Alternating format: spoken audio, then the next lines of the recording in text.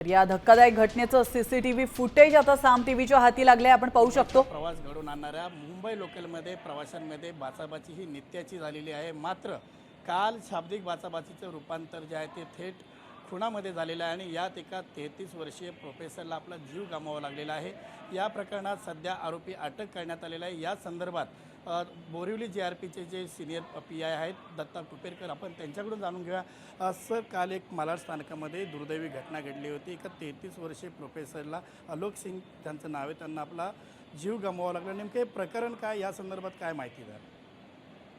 काल चर्चगेट बोरिवली जे slow local आहे 17:40ला मालाड रेल्वे स्थानक प्लॅट क्रमांक 1-2 वर जी आली, त्या लोकलमधून त्या लोकलच्या जनरल डब्यामध्ये प्रवास करणारे प्रवासी आलोक कुमार सिंग आणि यातील संशयित आरोपी ओमकार शिंदे हे दोघं जनरल डब्यातून प्रवास करत होते। या दोघांनाही मालाड रेल्वे स्टेशनला उतरवायचं होतं। त्या उतरण्यातून मागे पुढे होण्यावरून त्या दोघांमध्ये वाद चालू झाला आणि त्या वादातून यातील जे संशयित इसम आहे त्याने यातील मयत इसमाच्या पोटामध्ये तीक्ष्ण हत्यारानं वार करून त्यामध्ये त्यांचा जीव घेतलेला आहे। त्या संदर्भाने बोरिवली लोहमार्ग पोलीस स्टेशनला हत्येचा गुन्हा दाखल होऊन त्याचा तपास सध्या बोरिवली लोहमार्ग पोलीस स्टेशन करत आहे आणि त्यामध्ये आजच यातील संशयित इसमाला अटक करण्यात आलेली आहे। अशी माहिती मिळते की मालाड स्थानकामध्ये उतरत असताना प्रोफेसर आलोक सिंग आणि हत्यारा जो ओमकार शिंदे आहे एकमेकाच्या मागे होते, मात्र समोर एक महिला उभी होती आणि त्या महिलेला उतरताना वेळ द्यावा यासाठी तिथे जो वाद झाला होता त्याचंच रूपांतर या हाणामारीचं असे नेमकं काय प्रकरण आहे?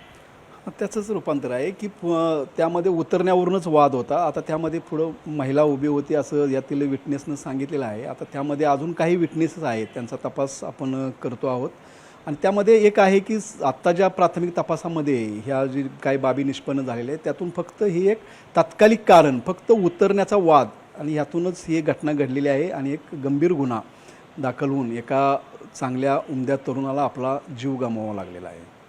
सर, लोकलमधून साधारण 70 लाखापेक्षा अधिक प्रवासी प्रवास करत असतात। असा एखादा आरोपी प्रवास करत असताना शस्त्र बाळगतोय, प्रवाशांची संख्या मोठी आहे, तर लोकल जीआरपी पोलीस म्हणून आपण ह्या प्रकाराकडे कसं पाहता? ह्या अशा गोष्टी ह्या जाणीवपूर्वक शस्त्रासोबत ठेवलं होतं की त्याच्या कामाच्या संदर्भातलं काय यात होतं?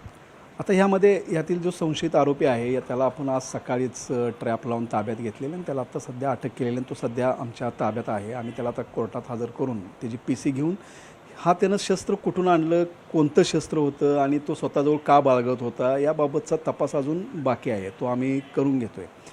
तरी माझं प्रवाशांसाठी एक आव्हान असेल की तुम्ही ज्यावेळी रेल्वेतून प्रवास करता त्यावेळी असं जर काही संशयित इसम, संशयित वस्तू, संशयित व्यक्ती काही दिसून आली तर त्यांनी जे काही रेल्वे हेल्पलाईन आहे 1512 GRP हेल्पलाईन असेल किंवा RPFची हेल्पलाईन 139 असेल याच्यावर कॉल करून जर माहिती दिली तर लगेच पोलीस मदत मिळते आणि पोलीस मदत दिली जाते। तर त्याचा त्यांनी फायदा घ्यायला पाहिजे आणि असं जर कोण फिरत असेल जर निष्पन्न झालं तर ते पोलिसांना माहिती दिली पाहिजे। 12 तासाच्या आतमध्ये आरोपीला आपण अटक केलेली आहे, मात्र ह्या आरोपीने हत्या का केली या संदर्भात आतापर्यंत जो तपास झाला या तपासामध्ये काय त्यांनी माहिती दिली? ह्यामध्ये हा जो गुन्हा दाखल झालेला आहे, हत्येचा गुन्हा दाखल झाल्यानंतर लोहमार्ग पोलीस आयुक्त माननीय श्री राकेश कलासागर साहेब आणि वेस्ट झोनच्या DCP मॅडम यांनी सदर गुन्ह्याचा तपास करून आरोपीला लवकरात लवकर अटक करण्याबाबतच्या सूचना दिल्या होत्या। त्यानुसार आम्ही काल गुन्हा घडल्यापासूनच आमच्या 4 ते 5 टीम या संपूर्ण झालेल्या घटनाक्रमाचे CCTV काढणे, त्याचा तांत्रिक तपास आणि काही गोपनीय खबऱ्यांच्या मार्फत याचा ज्यावेळी आम्ही तपास केला त्यावेळी आम्हाला समजलं की हा संशयित आरोपी पण हा मालाडलाच राहणार आहे, मालाड ईस्टला राहणार आहे आणि तो त्या परिसरातील आहे। त्यानुसार आम्ही ट्रॅप लावला आणि आज आम्ही आरोपीला अटक केलेली आहे, त्याला आम्ही आज न्यायालयासमोर हजर करीत आहोत। ह्यामध्ये जो काही प्राथमिक तपास यामध्ये जे फिर्यादी आहेत म्हणजे यातील मैतांचे जे सहकारी आहेत त्यांच्याबरोबर प्रवास करत होते आणि आता आरोपीला जो आम्ही ताब्यात घेऊन त्याच्याकडे काही प्राथमिक तपास केलेला आहे त्यानुसार हा फक्त लोकलमधून उतरण्याचा वाद, या वादातूनच हे गंभीर प्रकार घडलेला आहे। दररोज 70 लाखापेक्षा अधिक प्रवासी प्रवास करतात, प्रत्येकाला घरी जाण्याची घाई असते, उतरण्यावरून नेहमीच वाद होत असतात। बोरिवली GRP पोलीस किंवा मुंबई GRP पोलीस ह्या प्रवाशांना काही समुपदेशन किंवा काय सल्ला द्याल? मुंबई लोकल ही मुंबईतल्या सर्व लोकांची एक जीवनवाहिनी आहे आणि मुंबईमध्ये प्रवास करण्यासाठी एक सर्वात म्हणजे किफायतशीर आणि चांगलं साधन असल्यामुळं सर्व लोक मुंबई लोकलने प्रवास करतात.